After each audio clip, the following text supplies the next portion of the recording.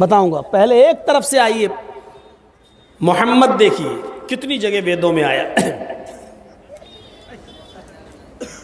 मोहम्मद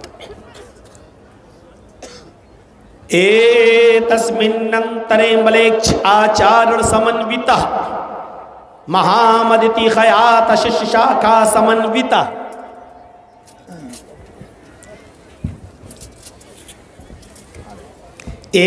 तस्मिन्नंतरे मलेक्ष आचारण समन्विता महामद इति खयात शिष्य शाखा समन्विता।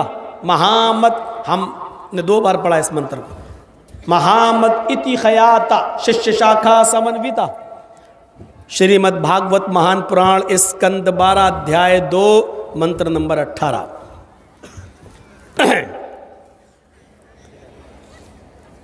आइए, महामद हो गया। अज्ञान हेतु किरत मोहमदांधिकारम नाशम विधायम ही तदोदयते विवेक। श्रीमद् भागवत महान पुराण स्कंद 12 अध्याय 2 मंत्र नंबर 17। दूसरा जो पढ़ा वो 17 है और पहला जो पढ़ा था वो 18 है। एक में महामद, एक में मोहम्मद। अहमद देख लीजिए। विदहामिद पुरुष महानिमादित्य वरुण तपस प्रस्तात। वेदहामित पुरुष महानिमादित्य वरुण तपस प्रस्तात यन्याय।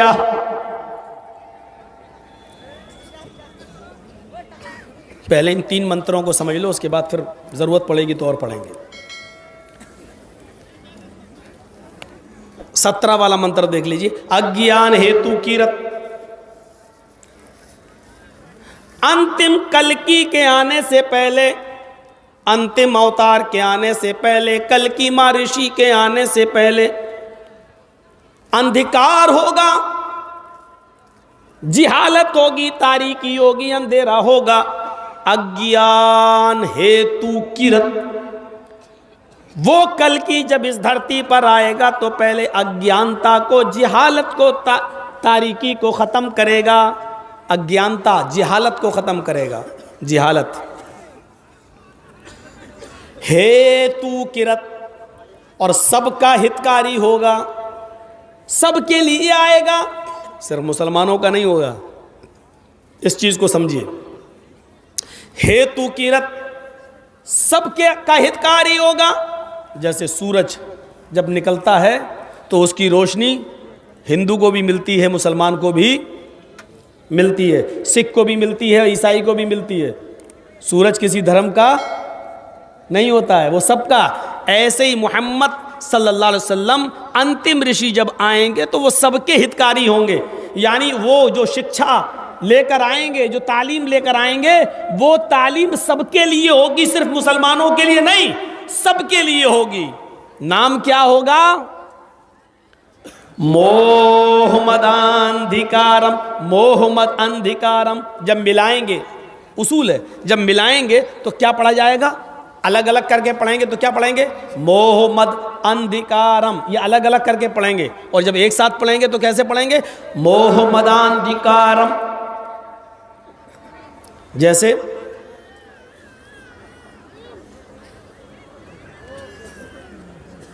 अलिफ लाम मीम ज़ालिकल किताबु ला रैब फीह हुदल लिल मुत्तकीन अल्लज़ीना युमिनूना बिल गैब। जब अलग अलग पढ़ेंगे तो कैसे पढ़ेंगे? हुदल लिल मुत्तकीन अल्लज़ीना युमिनूना बिल गैब। और जब मिला के पढ़ेंगे तो कैसे पढ़ेंगे? हुदल लिल मुत्तकीन अल्लज़ीना युमिनूना बिल गैब। ऐसे ही नून के जबर को लाम से मिला दिया जाएगा तो अलिफ गिर जाएगा। क्या होगा? हुदल लिल मुत्तकीन अल्लज़ीना, अलिफ गिर जाएगा। ऐसे ही जब यहां अलग अलग करके पढ़ेंगे तो कैसे पढ़ेंगे? मोहम्मद अंधिकारम। अलग अलग पढ़ेंगे तो आ पढ़ा जाएगा। और जब एक साथ मिलाकर पढ़ेंगे तो उसका उच्चारण, तलफ़ुज़ कैसे होगा? प्रोनाउंसिएशन उसका क्या होगा? मोहम्मद मदांधिकारम। मदांधिकारम आ गिर जाएगा और वो आ की आवाज दा में बढ़ जाएगी। मोह मदांधिकारम नाशम। अंधेरे को नाश करने वाले का नाम मोहम्मद होगा। वो मोहम्मद जब इस धरती पर आएंगे तो उनके आने के बाद अंधेरा नाश हो जाएगा, अंधेरा मिट जाएगा, अंधेरा खत्म हो जाएगा। सच में मुहम्मदुर रसूलुल्लाह के आने से पहले अरब के अंदर अंधेरा ही अंधेरा था। पूछो उलमा से, औरतें स्त्रियां खाने काबा का बिल्कुल नंगी होकर तवाफ किया करती थी। उनके जिस्म पर कोई कपड़ा नहीं होता था, वो बरहना और नंगी होकर, बरहना होकर नंगी होकर वो तवाफ किया करती थी।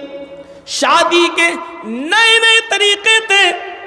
लड़का निकाह करके किसी लड़की को अपने घर लाता था, उसके साथ पहली रात वो अपनी बीवी के साथ नहीं गुजारता था, बल्कि अपनी औरत को किसी अपने दोस्त के घर भेज देता था और अपने दोस्त से कहता था कि तुम इसके साथ मिलो, तुम इसके साथ मुजामियत करो, हम बिस्तरी करो। वो उसके साथ मिलता था। जब पता चल जाता था कि मेरे दोस्त से उसका हमल ठहर गया, गर्भ ठहर गया, तब पति अपनी पत्नी को उसके घर से ले आता था। और ऐसा इसलिए किया जाता था ताकि बच्चा नेक और शरीफ पैदा हो। ये वो लोगों की नज़रों में अपने बच्चे को शरीफ बनाने के लिए ऐसा करते थे। शादी तो खुद किए, घर में लेके भी आए, लेकिन मिलते नहीं थे जब तक कि उसका दोस्त, उसका कोई साथी अपनी उसकी बीवी से ना मिल ले और ये कन्फर्म ना हो जाए कि उससे हमल ठहर गया है। ये शादी का तरीका था। एक और तरीका ये था कि एक औरत से 3, 4, 5, 6, 10 तक लोग मिलते, 3 से ज़्यादा और 10 तक, 10 से ज़्यादा नहीं, 10 से नीचे, यानी 9 या 10, 10 से ज़्यादा नहीं। एक औरत से इतने लोग मिलते, पूरे साल मिलते। आज 1-2 मिले, कल 1-2 मिले, 1-2 महीने के बाद मिले, ऐसे मिलते। हामिला हो जाती तब भी मिलते और हमल के आखिरी 2-3 महीने में छोड़ देते।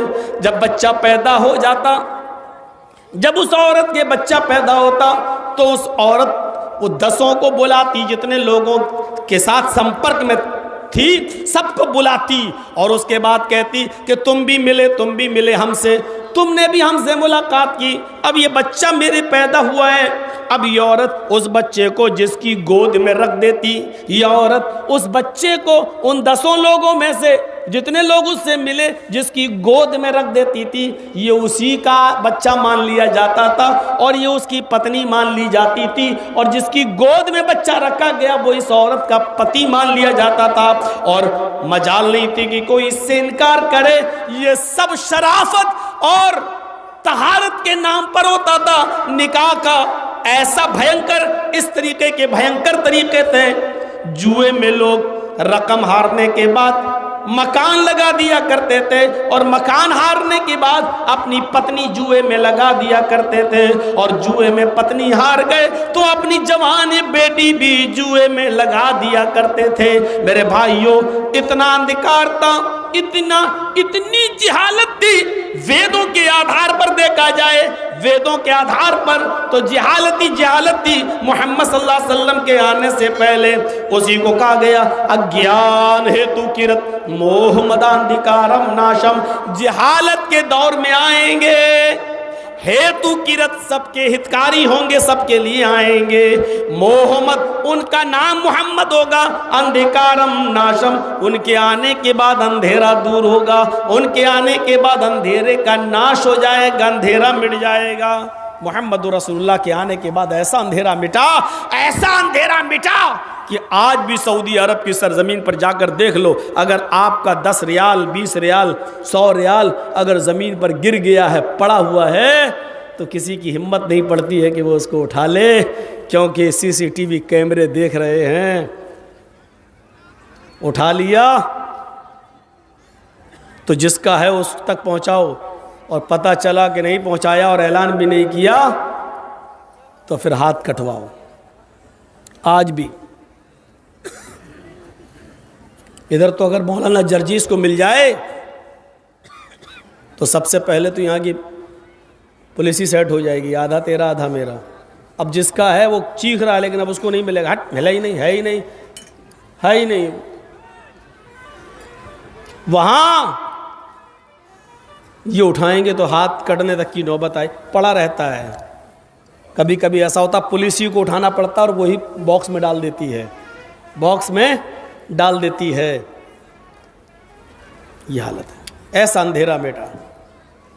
जाइए सऊदी अरब की सरजमीन से 3 साल का रिकॉर्ड गवर्नमेंट से कहिए कि दे, 5 साल का रिकॉर्ड आप मंगवाइए। 5 साल के रिकॉर्ड में आपको एक भी रेप की घटना नहीं मिलेगी, एक भी रेप की घटना नहीं मिलेगी 5 साल के रिकॉर्ड में। इंडिया का रिकॉर्ड मंगा के देखिए तो पता चला बीजेपी के नेता ही मिलेंगे आपको सबसे ज़्यादा, ये रेपिस्ट, ये रेपिस्ट, ये रेपिस्ट, ये फला फला। सत्ताधारी मिलेंगे। 5 साल की जिंदगी में एक रेप का केस नहीं मिलेगा। और यहां कोई थाना ऐसा बाकी नहीं बचेगा जहां रेप का केस दर्ज ना हो। इंडिया टुडे की रिपोर्ट तो ये कहती है कि इंडिया के अंदर हर 7 मिनट में एक बलात्कार होता है, हर 7 मिनट में एक रेप। पूरे इंडिया का एक रिकॉर्ड है, हर 7 मिनट में एक रेप, हर 3 मिनट में शराब पी जा रही है, हर 4 मिनट में एक चोरी हो रही है, हर 7 मिनट में एक रेप हो रहा है।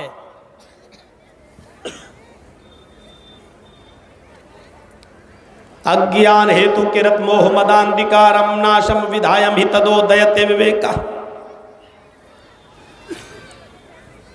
अंतिम महर्षि, अंतिम संदेष्टा जब इस दुनिया में आएगा उसका नाम मोहम्मद होगा। उसके आने के बाद अंधेरे का नाश हो जाएगा, अंधेरा मिट जाएगा।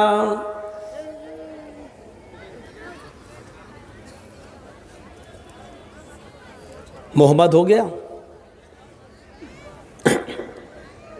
मोहम्मद। तस्मिन्नंतरे मलेक्ष आचारण समन्विता, यह 18वां है मंत्र। तस्मिन्नंतरे मलेक्ष आचारण समन्विता, मलेक्षियों के आचार्य आएंगे, मलेक्षियों के आचार आएंगे। मलेक्ष अनपढ़ जाए, आचार्य माने गुरु, टीचर, पढ़ाने वाला, मुअल्लिम, सिखलाने वाला। अनपढ़ों के अंदर एक आचार्य आएंगे समन्विता, उनकी नजर में कोई छोटा बड़ा नहीं होगा, सबको बराबर की नजर से देखेंगे।